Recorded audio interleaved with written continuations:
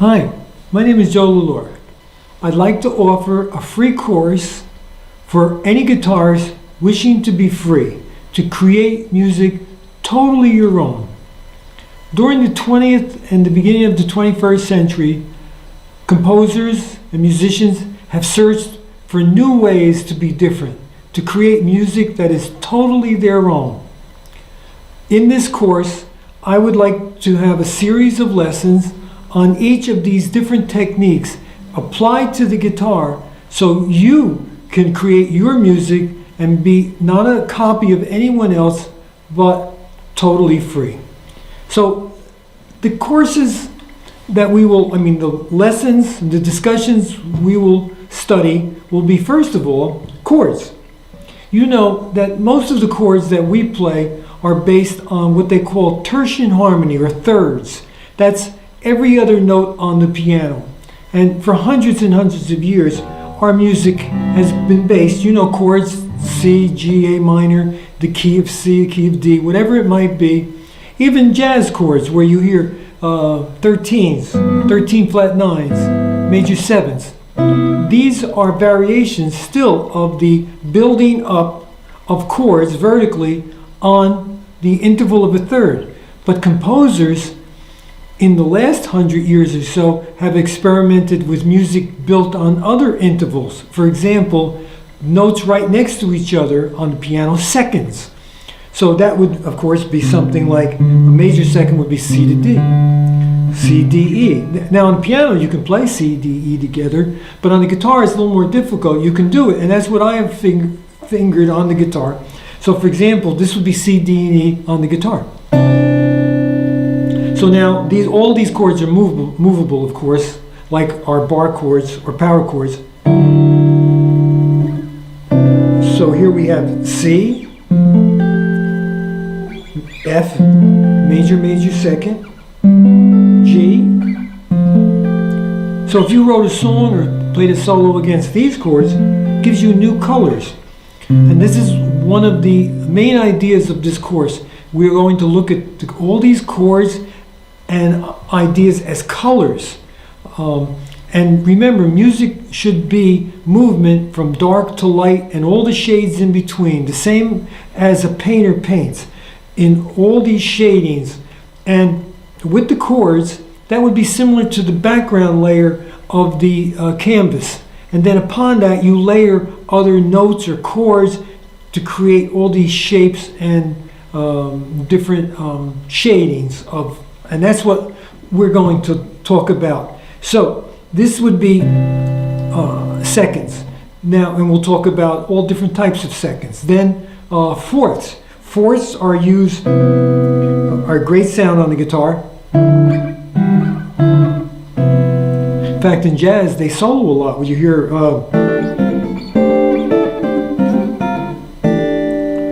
in fact, that's the thing we're going to investigate. Instead of just playing chords as backgrounds, but using them in solos.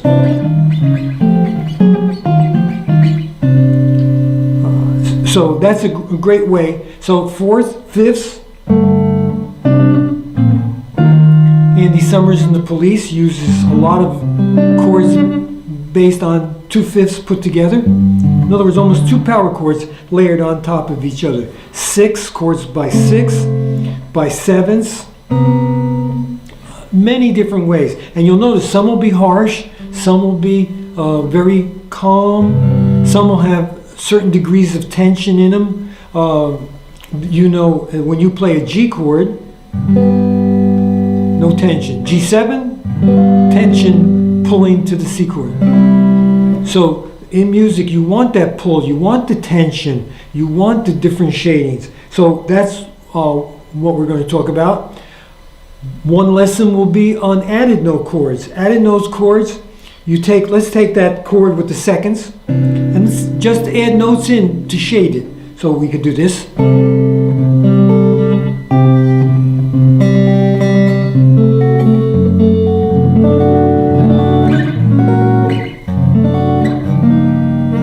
So your music, if you use, you can add in any note you want. I'll add in a certain note because I hear a certain or I hear a certain sound or I want a certain color. You might want something totally different. So that's great. So you can see that when we're going to discuss all these chords, it's infinity, the amount of chords that you can make up and the progressions. So your music does not have to sound like anyone else. The next thing we're going to talk about is progressions built not just on keys, like, in other words, for example, keys C, the chords C, D minor, E minor, F, G, A minor, B diminished, back to C. And songwriters or composers, if you're in the key of C and don't change keys, the most popular progression today, I could give you 100 songs with C, G, A minor, F, right? Maybe, I don't know if you've ever seen Pachelbel's rant on YouTube. We should watch it.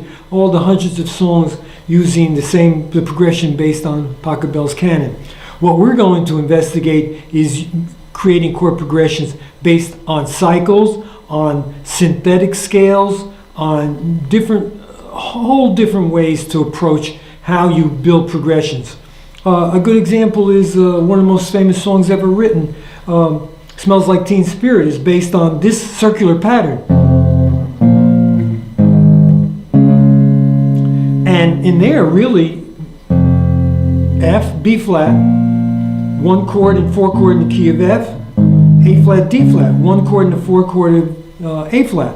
As I said, if you're not familiar with theory, don't worry about it. Whether you've played guitar your whole life or a year, if you can play chords and retab or solo, this course will be for you.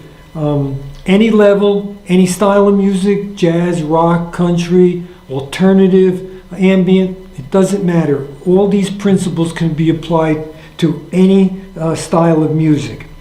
We're also going to investigate modal keys. You've probably heard, if you haven't used them, modes. The modes come from, the names come from ancient Greece, and they were really brought back into style by Claude Debussy in his search for new and interesting scale material for his music. Now, a C scale would be D, E, F, G, A, B, C. A Dorian scale would be from the second note up, D, E, F, G, A, B, C, D. And a lot of people will use that in a solo.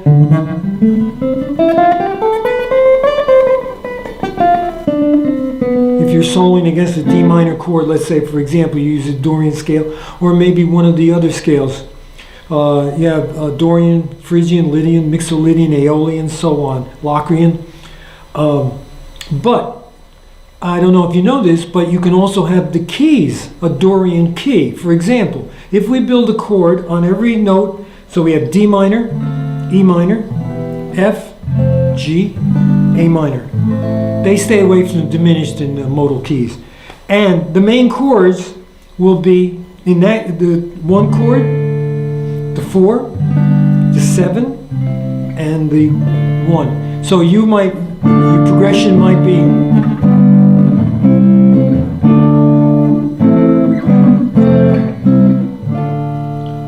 so it's not major, it's not minor, it's Dorian. And the difference is the B note. So in your solo or your song, that would be the note you would emphasize. And this is what we're going to discuss. And I mentioned 1, 4, and 5. I will show you how that works. I will put up charts on all the keys, the major keys, the minor keys, and the modal keys with the numbers. If you're not familiar with theory, it just refers to its place. C is the 1 chord in the key of C, D minor is the 2 chord, E minor is the 3 chord, and so on. So if you're not familiar with theory, please don't worry about it. Another thing, speaking of Debussy, that he did, and he got a lot of trouble in school, was he would use the technique called chord planing. Chord planing is where you keep the chord in a block rather than using inversions in the closest way or moving the inner voices. He would keep it in a block form, which of course we all use today, but in Debussy's time that was strictly forbidden, and in school he got in a lot of trouble for that in his exercises. But as I said, it's used so much one of the great ways chord planing may be used is in the great song Under the Bridge, where at the end of the song,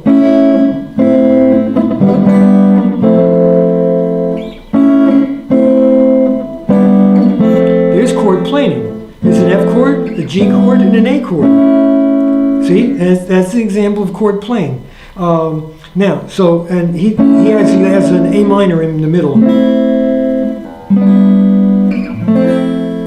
See, beautiful sound. And you'll note, maybe you hear this. That E note is ringing. It's called a pedal tone. We can also refer to as a drone, usually if it's a low note, where maybe you have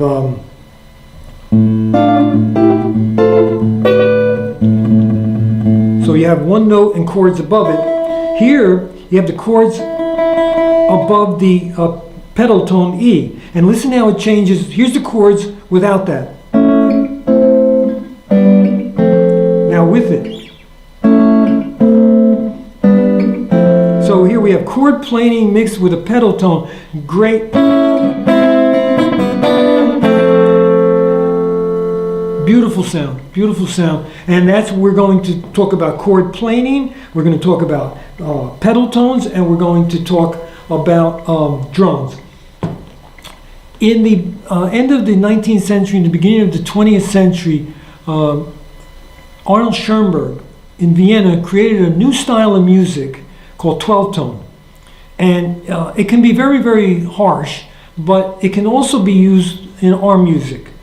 Basically, we don't want to get into it now, but basically, a 12-tone row is all 12 tones in music. There's 12 tones in music, and the notes are not repeated, and the row might be altered, inverted, played backwards, and so on. And from that row, they create chords. So this gives you, a reservoir of ideas. And as I said, if you listen to this music, 12-tone music, it could be very harsh to our ears even to this day. But it can be adapted into our music, which we will talk about. And so we'd like to talk about 12-tone. Also, I just made some notes about another thing we are going to discuss is Alitoric music. That developed, and that means music by chance.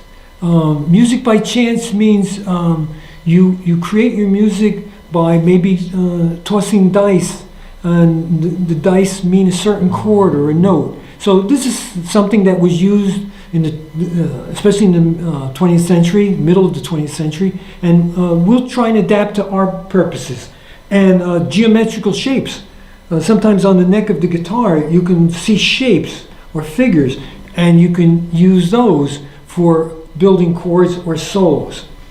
This is some of the ideas we're going to investigate. As I said, each lesson or discussion we'll try and keep fairly short, so we don't want to go on and on, but just so we can investigate it, adapt it to the guitar, and then you could use all these ideas to make solos, to create songs, to create any type of music that you want, but it'll be totally your own, won't be anybody else's.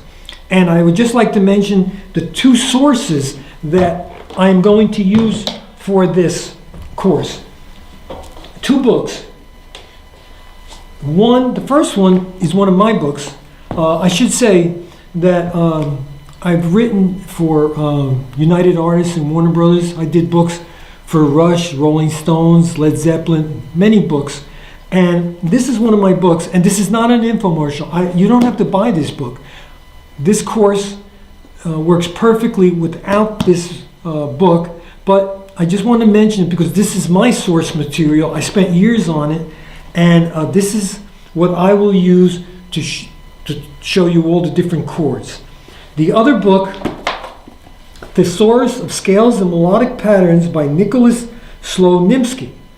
A fantastic book with thousands of ideas on how to make patterns, how to use scales, how every possible type of scale that exists, I think, is in this book. And it's an incredible book, and so this is my two sources.